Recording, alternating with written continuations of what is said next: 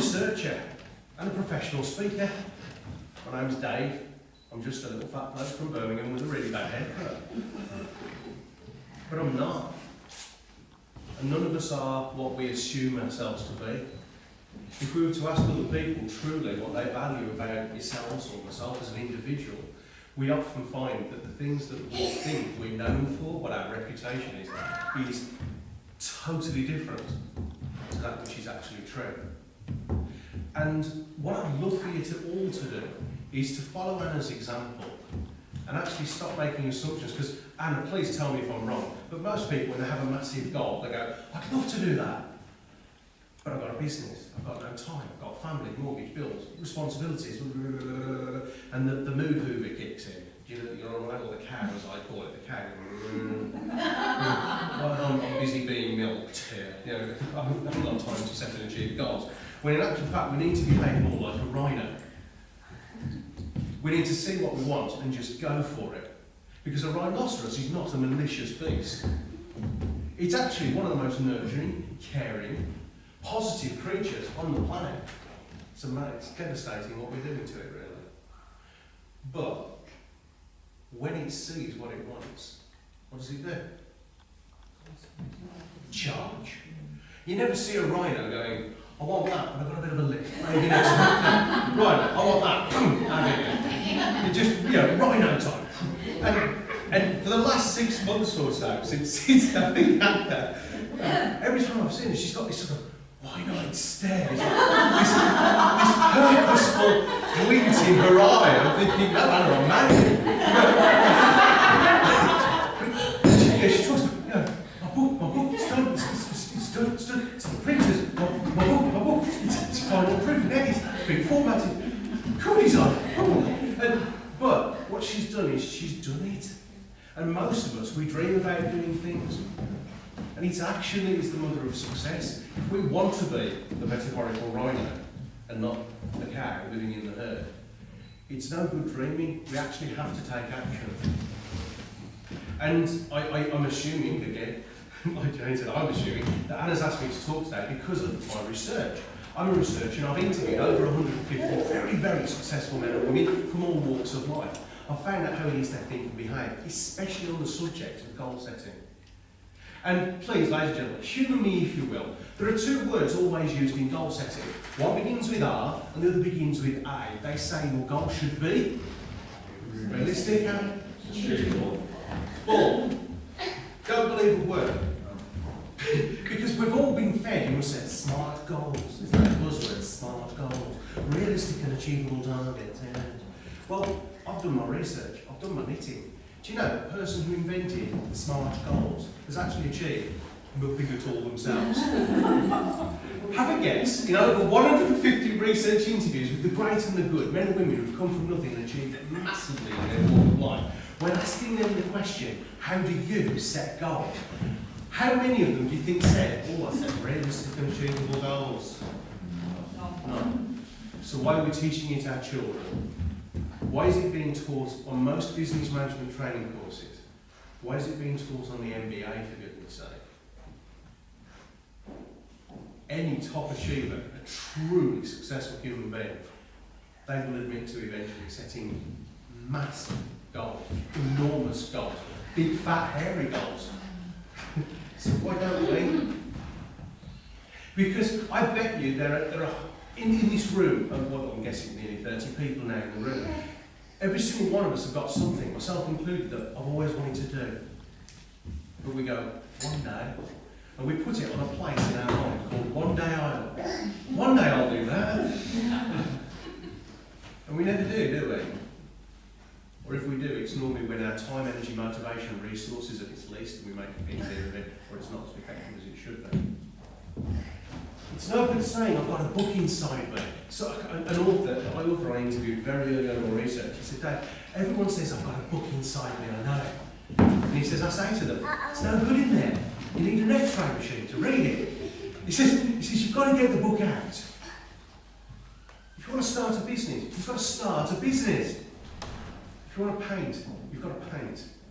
If you want to be an accountant, you've got to take the qualifications and be nice. Not a necessary evil.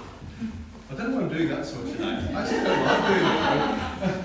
But it's no good having a book inside you. You've got to get it out there. And on the subject of books, I bet even if like me, I'm not a big reader. To quote Eddie Izzard, the comedian, some people widely read, I'm thinly read. Okay, I don't read a lot of books, but I did read this one because it's slim, like me. But it's a good book, and if anyone's read it, I'm sure you'd agree. It's actually a really good book. She's done it right. Books change lives. Every single one of us have got a book, or it'll be an audio book or a hard copy book, that we've read that have fundamentally made us think and behave differently in our lives at some point. Be it a fictional story, a personal development book, or a business book. Most of us will be able to attribute that. But how many of us have read books and gone, brilliant information, we'll put it on a shelf, never done another thing with it? It's no good telling Anna that this is brilliant. Tell her what you've done with it. That's my request to you today. Don't tell her how brilliant it is. Tell her what you've done with it. She can use that. She can use that to get clients. I commit to you, Anna, that I will reread. I can only think of one book I've read twice. I will reread this book, and I will do something, and at some point in the future, I'll tell you what I've done with it. I urge you all to do the same. I'd like to challenge you all to do something different as a result of giving up your time today. We haven't just come to go, hey, free lunch. Hopefully you've come to learn something from that book, from Jane, from Anna, from each other around the table. So, as a result of today, commit to do something, whether it's read the book and then tell Anna what you've done, or just do something, chase that dream. Take action on that goal that you've put aside. Oh, I can't do that. Go rhino. Take a step on the wild side. Polish the sharpen the wall. Have a charge at something. See what happens. Hey, what's the worst that can happen? Really? Really? What's the worst that can happen? And in order to do that, one of the other things that the top achiever said, and it's an emotional intelligence model called the third of 1% rule. All you've got to do is a third of 1% improvement in your productivity or your attitude every single day. Let's do the maths, because there's an accountant in the room. Could I challenge you all to answer this question, please? Could you raise your performance and attitude by a measly 1% a day? Would you? I mean, 21 days from now, we'll be watching Coronation Street and we'll have forgotten about it today. But could you do a measly third of 1% improvement in your productivity and effectiveness and your attitude every single day for 1 year? It equates to between 5 and 10 minutes tops. What you do then is you take these little miracles and wonders of technology and you set an alarm to silently vibrate every hour on the hour. And when you set your phone to silently vibrate every hour on the hour, you then put it next to your person in a pocket or somewhere so you feel it or sense it vibrating. And every hour on the hour, when you hear or feel or sense that phone vibrating, whatever it is you're doing, you do it to the very best of your ability. If you do that for 1 year, you are so going to buy me a beer as a thank you 1 year from now on. I don't know how many of you will, and I like beer. I really like beer. I'd love you all to buy me beer as a result of becoming really, really successful at what it is you want to do, or be, or have, or achieve.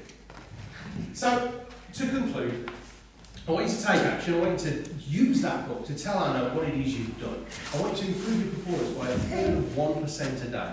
And the last thing I'll leave you with is get yourself a mentor. Either a mentor on a specific skill or trait or characteristic that you need to improve yourself, or get yourself into a group of people, such as the one that James runs, a mentoring group, a group where people who are different to you, and please I stress this, who are different to ourselves. Because if all we do is surround ourselves with people just like us, would you agree it's going to turn into a fireside chat very, very quickly. And that doesn't serve anybody, especially our children. So, Surround yourself with people who are different to you. Get yourself a mentor, but make sure they're at the very highest level. Because if you go to average people, all you're going to get is what kind of information? Average at best. How many of you in the past have ever worked for a boss who was amazing at what they did, but they wouldn't tell you how they did it because they were afraid of losing their position? Anybody else? Yeah, see a few nods. If you go to people at the very highest level, typically they're fearless, so they will tell you everything. And to conclude, one true story of a student in a high school from Hagley, Worcestershire. I gave him a talk about you should look into, not up to, successful people. And she came down the front afterwards and she was about that tall, about that fat. She had the longest, straightest, shiniest hair you've ever seen in your life. She was like a walking advert for Vidal Sassoon. It was like she just stepped out of the salon. She had those massive glasses, you know the ones I'm on about, the ones where your eyes look like goldfish bowl, with your old up like these Mr. Magoo glasses. And enormous, but she was really nervous. And if you ever notice young women when they're nervous, they pull their cardigans on, their shoulders down, and they're like this. And she came, she says, no, she says, I don't know what to do, no one takes me seriously. I said, well, I don't know, what is it you want to do? She says, well, I want to go into international politics, but I don't know what to do. International politics. Okay. Now, I was already making assumptions, how dare I? So I turned to her and said, why don't you do what I just suggested, the words of Chris Akabusi, do you remember him? Yeah. He said, Dave, top achiever looked into, not into. So I said, why don't you look into a top achiever in politics and ask them to mentor you? He's a politician. I went, yes! Okay. She walked off. Heard nothing for 3 weeks.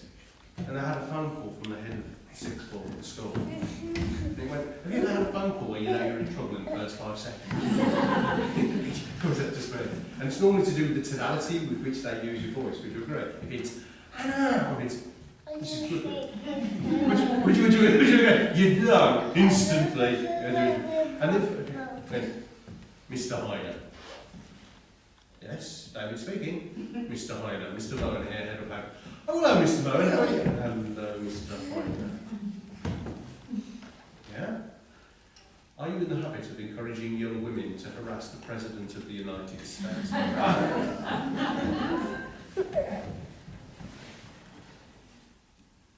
Maybe. Is there a problem? You went, no, I'm winding you up, I thought you'd want to hear this. She'd only got them written to Barack Obama. And he hand-wrote a 2-page letter in reply to her agreeing to mentor her on international politics. Yeah, well, she's just a girl. What would you do? And took action. She bet you did more than 31%. Did you, by any chance, find somebody who knew how to write a book and ask their advice at any point?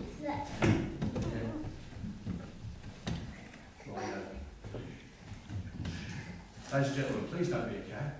Go Hyner, chase your goal, 31%, read the book, use it, tell them what you've done with it. Enjoy the rest of the day, once more, and a good week.